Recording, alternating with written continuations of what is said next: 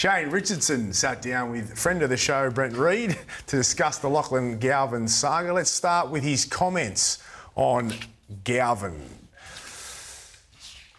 Here it comes. Lachie Galvin is a great person. He's a junior. He's come through the club. He's going to be with us for the next 18 months. Just treat him the way you would treat your own son. I don't disparage his decision at all, except that I don't agree that Benji wouldn't make him a better player. He's never requested a release. The bottom line from the club's point of view is he's here for the next 18 months. He's never said that Marshall can't coach. Lachie is a very honest kid. He's as simple as it gets. He loves his footy. So, Brent Reid here, interview in the Daily Telegraph today with Shane Richardson, and these were the comments around Lachie. How do we see this?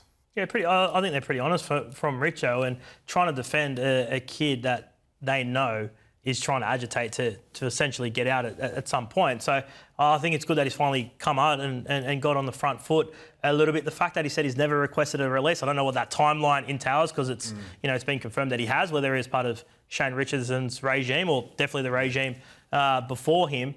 And he did admit that Lachie said that he thought he'd play his best footy elsewhere. Yeah, I think it's a smart play from Richo. He's an experienced administrator. He's trying to show Lachie a little bit of love off what was a brutal and extremely messy week last week. I think the suggestion that Lachlan's never bagged Benji, that's probably a little bit hard to cop, because speaking to a lot of people around the game, that seems to have been a common theme that has been confirmed by a number of people. So I understand what Richo's trying to do, and I applaud him for saying we're not just going to roll over and we're not just going to release Lachie, because I think that's been a major sticking point with a lot of people. Well, we had the indication yesterday that the Tigers were going to dig their heels in, and he just said there that he's here for the next 18 months. Yeah, so do we just... Correct. Like he's... If I'm a Tigers fan, so you're saying does that end it? Hey? Well, he said he's here for 18 months. No, but I love that if I'm a Tigers fan. Yeah, if I'm a Tigers fan, if I'm a Tigers member, if I'm a supporter, and they come out from my club, I'm thinking that's really good. So the young kid got put in this situation, the club goes, no, we back you to play your best football here in the next 18 months. All right, let's hear from Richo again and what he said about Isaac Moses to Brent Reid. Obviously, it's not good. This year we've had challenges and they've all been with Isaac Moses' clients. I've got to deal with Isaac, he's got to deal with me. Benji deals with the player, I deal with the manager. So I deal with Isaac because Benji and Isaac have no relationship whatsoever. In fact, it's antagonistic. He certainly made it clear to everybody that Benji's not on his Christmas list, and I'm sure he's not on Benji's. Isaac is smart, he's intelligent, and he's trying to do what is best for his clients. I get all of that, but he's not doing the best for the West Tigers. Oops. I like that. Richo's on the front foot. He's being extremely transparent. The players that he's talking about are obviously John Bateman, David Clemmer, have both exited the West Tigers over the course of the last 6 months. Now Lachie Galvin's the latest player in the headlines. I think he's simply spoken the truth there. Look, last week on the show I suggested that Isaac and Clint Newton were close. This is not the case.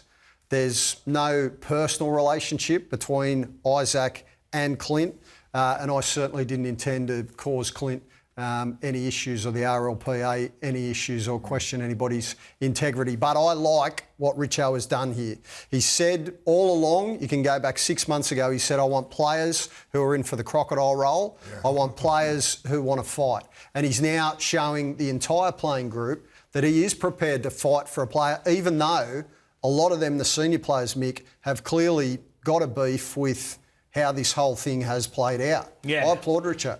Yeah, I think it was good from Richo. It didn't sugarcoat it. It said, well, he and Benji and Isaac don't get on. It's quite simple. They don't communicate. They can't communicate. So he's the intermediary, and he's got to continue to be so, because Isaac's got Dream Buller. You seem like you might still think that you don't necessarily subscribe Lachie will be there for the next 18 months. I just, if I'm the West Tigers, I'm looking for a win, right? And what that win looks like, I'm not sure. But Well, isn't the win standing up for your club and standing up for the fact Not if that it's going to drag. you've got just, a contract. Not he's that. a local Not that junior. if it's just going to drag out headlines. And talking about contracts, mate. They showed Clemmer the door. They showed Bateman the door. Right. So it works both ways. Yeah, it's been like that for a long way. Like, you know. So don't talk about contracts because we know if a club wants to get rid of you, they'll just toss you but out in this as well. in this instance, the club has done a good job. They've brought the kid through. They've I agree. given him No, an I opportunity agree. to play first grade If- aged 18.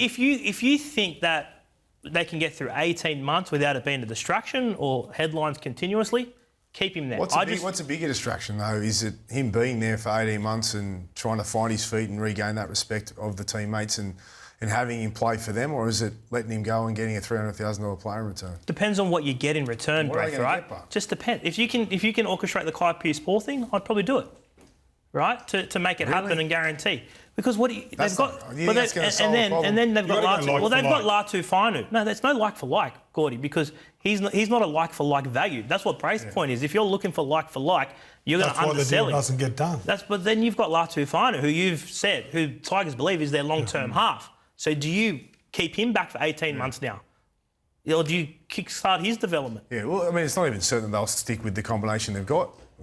As we said, with Galvin and Luai, if Fainu comes through and starts producing some goods. Okay, so Shane Richardson has just appeared on James Graham's Buy Round podcast, detailing the moment he knew Lachie Galvin was gone. Take a look. I said to the player manager at the time, I said, look, I'd like to ring and confirm this with his family. With his family or with him? Well, he's a 19-year-old kid, mate. I've met his family before, and I know how close he is to his family and how close they are, and they're really good people. And to be totally honest, I was surprised by the way that this happened. But at the end of the day, I wanted to talk to his dad, James, who's a great guy. And I said, he said, no worries at all. And so I tried to ring him that afternoon, he didn't return my call, or the next day. So it became obvious that they didn't want to talk about it, which is their prerogative. And it also said to me that they were behind the decisions. In my own mind, it was 50-50 whether he stayed or not and what was going on outside, but it didn't become 50-50, it became 0-100. And once that decision was made, we needed to move on. Very interesting there from Shane Richardson. Pretty telling where Lachie and his family were at with this decision. Well, it just confirms what has been reported all along, that Isaac and Lachie go into the meeting with Richo. Richo's got the 6-year, $6 million deal ready to go. He probably thinks he's in a reasonably strong position.